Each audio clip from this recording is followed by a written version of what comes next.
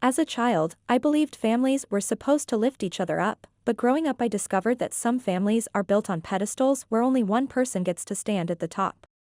Our modest suburban house buzzed with constant activity and voices, but the energy often felt more like a performance than genuine connection. Our living room had transformed from a cozy family space with mismatched cushions and a worn-out rug into what looked like a professional photo studio, with ring lights and camera equipment dominating every corner. The walls were decorated with printed screenshots of Bianca's most popular Instagram posts. Bianca with her latest makeup tutorial hitting 100K views, Bianca at her first brand collaboration event, Bianca posing with expensive skincare products. Some photos of me were mainly tucked behind the ring light stands or partly obscured by Bianca's growing collection of ring light accessories. One afternoon, as I was carefully moving camera equipment to clean the living room, Mrs. Caldwell, our family friend and my mom's former teaching colleague, came over. A warm aroma of freshly baked cookies filled the air, her standard visiting treat.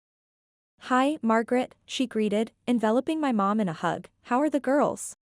Before my mom could reply, I stepped forward, offering a tray of iced tea. "Hello, Mrs. Caldwell."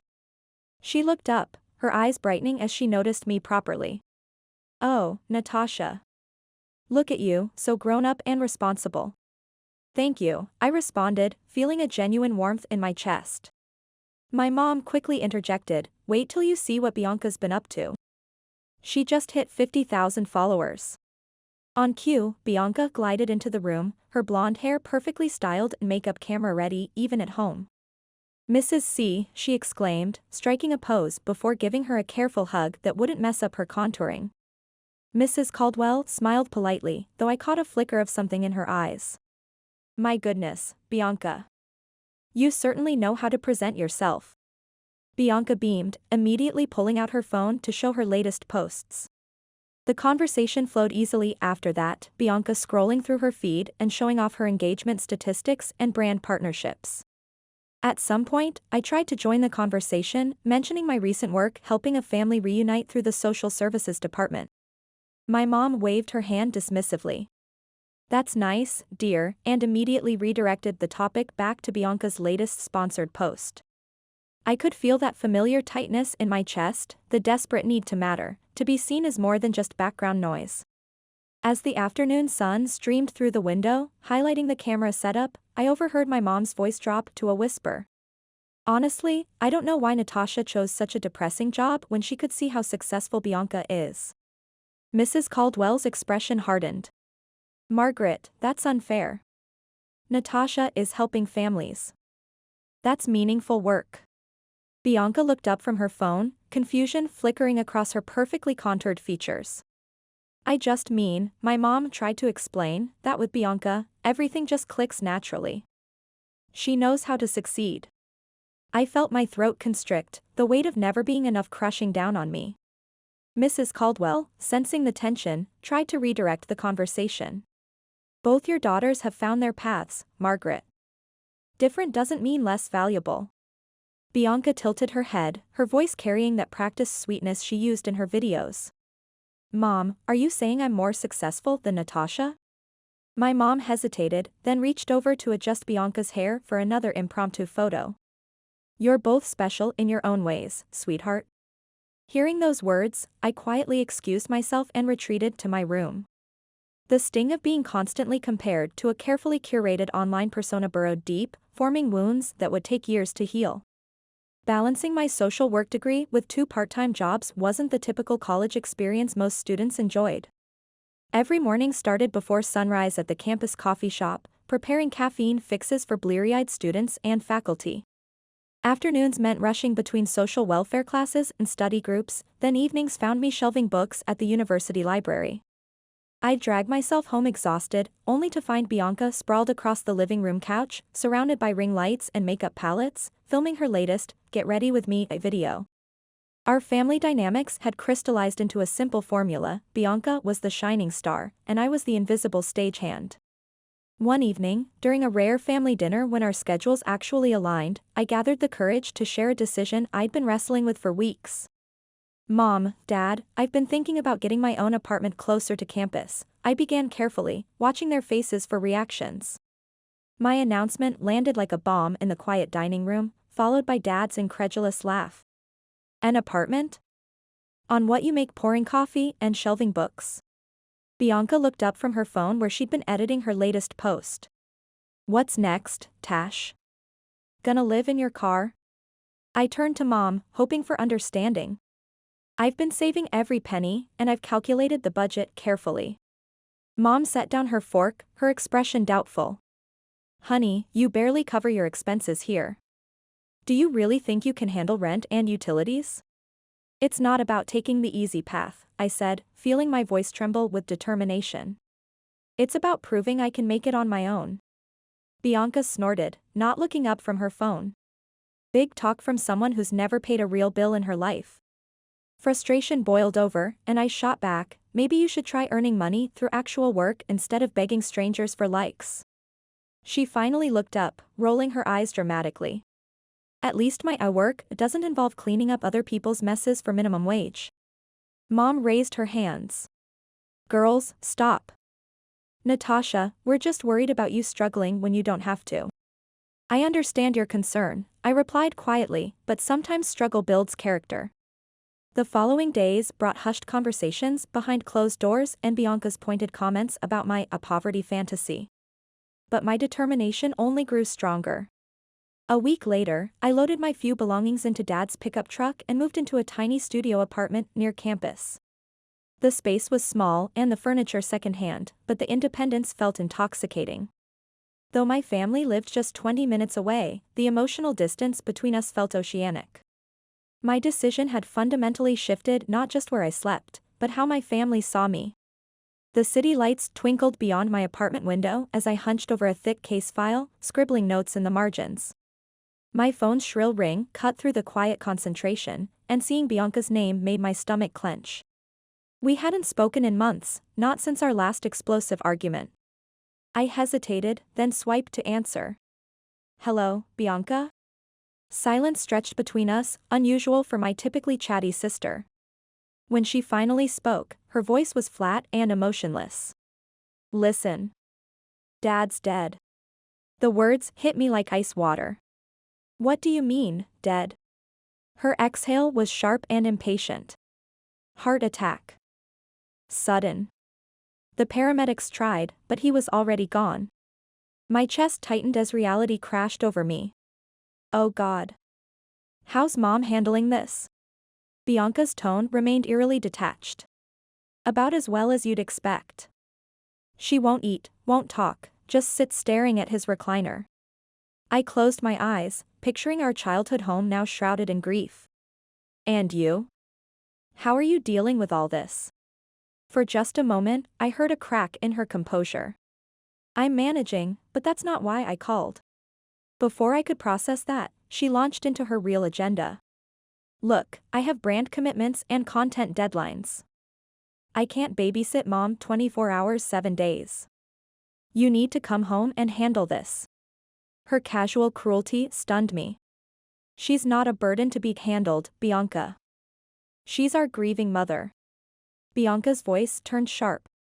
Don't lecture me about responsibility. I've been here while you played house in your little apartment. Time to step up. Every instinct screamed at me to hang up, but I swallowed my anger. This wasn't about Bianca's selfishness right now.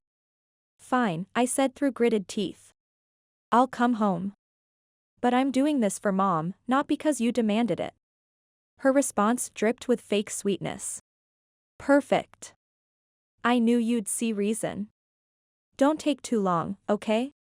The line went dead, leaving me staring at my phone in disbelief. Dad was gone, and somehow I was already being manipulated into cleaning up the mess. But Mom needed me, and that was all that mattered. Walking back into my childhood home felt like entering a mausoleum. The house that once buzzed with activity now hung heavy with silence and sorrow. Despite mentally preparing myself for the worst, nothing could have prepared me for the reality. Mom, who had always been our family's anchor, appeared fragile and broken. Her eyes, once bright and determined, now stared blankly at nothing.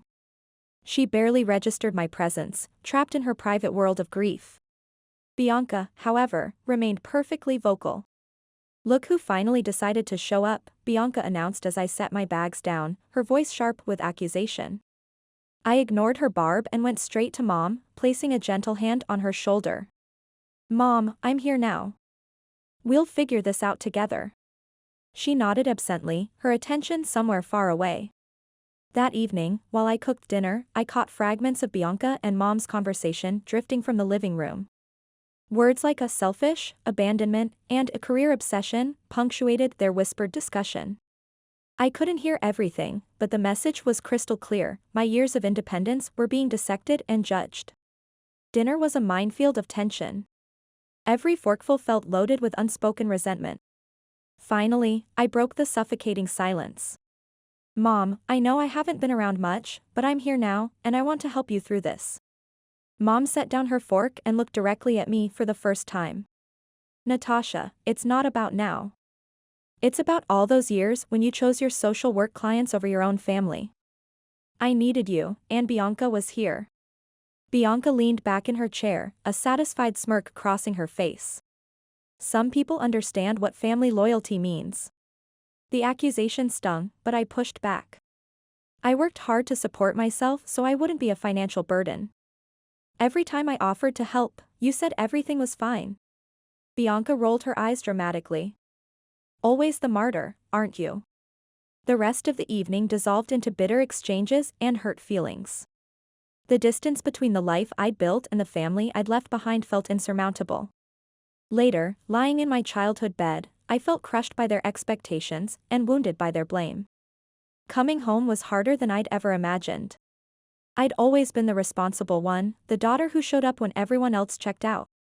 Moving back home meant becoming Mom's full-time caregiver, a role I accepted without question. It felt like the right thing to do, even if it meant sacrificing my own life. But no matter how hard I tried to make her comfortable, nothing I did was ever good enough. Each morning I'd prepare her breakfast exactly how she liked it and attempt cheerful conversation, only to hear complaints about the coffee being too weak or the eggs being overcooked. I'd swallow my frustration and promise to do better tomorrow. One evening, while washing dishes, I overheard Mom on the phone with Bianca in the next room. "She tries, but she just doesn't have the touch. I don't know why she bothers." Mom's voice carried clear disappointment. Instead of defending me, Bianca piled on. "I warned you this would happen. She's always been clumsy with people." The words hit me like physical blows. I was sacrificing everything: my apartment, independence, peace of mind, only to be treated like an incompetent burden. These cruel conversations became routine, chipping away at my self-worth daily. During a particularly exhausting shift at the social services office, my phone rang. Bianca's name appeared on the screen. I answered reluctantly, bracing myself for another round of criticism. Her voice was icier than I'd ever heard it. "You need to leave. Mom can't handle having you there anymore. You're making her depression worse." The words knocked the breath out of me. But then something inside me snapped. I was done being everyone's scapegoat. "Fine," I said, my voice steadier than I felt. "I'll go. But I'm taking everything that belongs to me." I could practically hear Bianca's shock through the phone. She'd expected me to grovel, to beg for another chance. Those days were over. I was finished being the family's unpaid servant and emotional punching bag. After hanging up, I sat in stunned silence. It was time to stop letting them define my value and start living for myself. Morning sunlight streamed through the blinds, illuminating my modest possessions scattered throughout the house. The television, microwave, and coffee maker weren't expensive, but they represented months of careful saving and sacrifice. Today they would become symbols of my liberation. I moved systematically through each room. In the kitchen, I unpacked the appliances I'd bought during lean months when I chose saving over socializing. The coffee maker had been my faithful companion through countless early mornings. Each item carried memories, but the bitter ones had begun drowning out everything else. My bedroom came next. I carefully wrapped the lamp I'd found at a thrift store and the comforter I'd saved up for. Grandmother's jewelry box would stay, not from sentiment, but from principle. As I sealed the final box, my phone exploded with an incoming call. I didn't need to check the caller ID. "You thieving witch. Bianca's voice crackled with rage. Everything I'm taking belongs to me, I replied calmly. I figured you'd be happy to see it all go. You can't just steal from our family home, she shrieked. I almost laughed. Isn't it interesting how my belongings suddenly became family property the moment I decided to reclaim them? You're destroying everything because of your pathetic ego. This isn't about ego, Bianca. This is about respect and finally standing up for myself. She made a disgusted sound. Always playing the victim. Return everything and maybe we can work this out. I have receipts for every single item. Every purchase came from my paycheck. You should have considered that before kicking me out. My voice remained steady despite the fury coursing through me. The silence stretched between us, heavy with years of resentment. You always need the last word, don't you? She finally spat. This isn't about having the last word, I said, feeling the weight of decades of silence lifting. It's about finally finding my voice. I hung up before she could respond. The boxes were packed, the past was behind me, and an uncertain but hopeful future stretched ahead. In the months following my break from family, I discovered who I really was. My confidence solidified, and I built a life where I controlled my own narrative. With my family's numbers blocked, my phone stayed blissfully quiet, and I tasted freedom for the first time in years. I saw them again only at Mom's funeral. Dressed in black, I stood on the periphery, watching my family's final performance from a distance. The atmosphere was thick with unspoken grievances and barely contained drama. Everything felt surreal, faces blurred together, conversations became white noise. The will reading took place in the attorney's sterile conference room. Despite having zero interest in any inheritance, small-town gossip kept me informed about every detail. Predictably, Bianca inherited everything, but neither of us had expected the crushing debt that came with it. The family home sold quickly, but the proceeds barely scratched the surface of what was owed. I watched Bianca's expression shift from entitled satisfaction to horrified disbelief as the lawyer methodically listed each debt, mortgage, and unpaid bill. Family members whispered around us, how could they owe so much? Poor Bianca, complete financial ruin. While I felt a small ache for the house itself, I couldn't suppress a sense of cosmic justice watching Bianca confront this reality. For years, she'd enjoyed security and comfort while mocking my independence and frugality. Now karma had delivered its own brutal lesson. I left both the funeral and will reading without looking back. The town's gossip meant nothing, and Bianca's financial crisis wasn't my concern. I had built my life piece by piece on my own terms, and that foundation was unshakable. 2 years had passed since I'd cut ties with my family.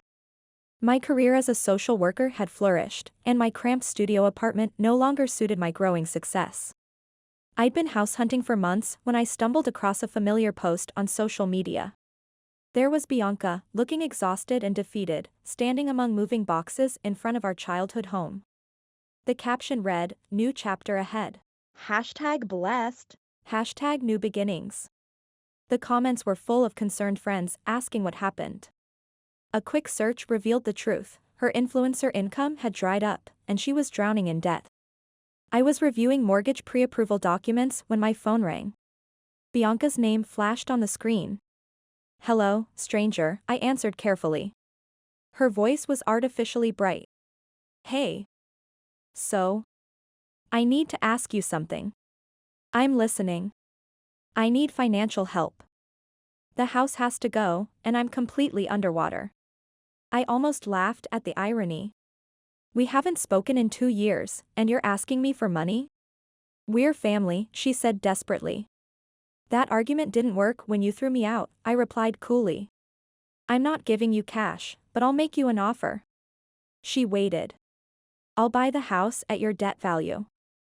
"That's it." After a long pause, she whispered, "Deal." The paperwork took weeks to finalize.